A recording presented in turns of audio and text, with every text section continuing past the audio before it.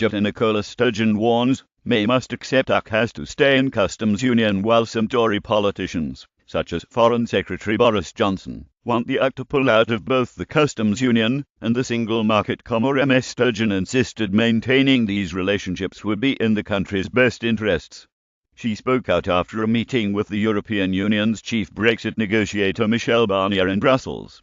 Ms Sturgeon said afterwards, "I was very clear with Michel Barnier this morning that I wanted to see, not just Scotland, but the UK as a whole remaining within the single market. That's the position the Scottish Government has taken all along." On the issue of a customs union, she told Politico, "Staying in the customs union is in Scotland's interest, but it is not just in Scotland's interest.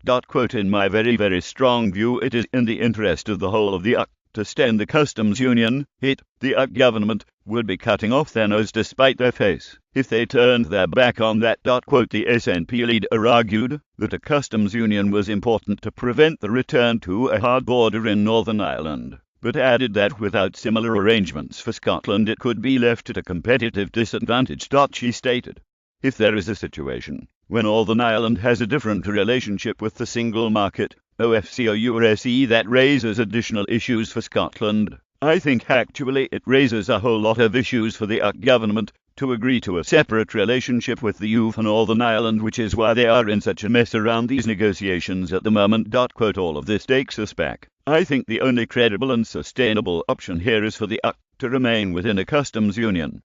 It's a question of whether they concede that now, or are forced to concede that later." If they concede it now, we might start to see some progress in these talks. That would be better than waiting till later. WHILEMRS May has ruled out keeping the UK in the single market and customs union after Brexit.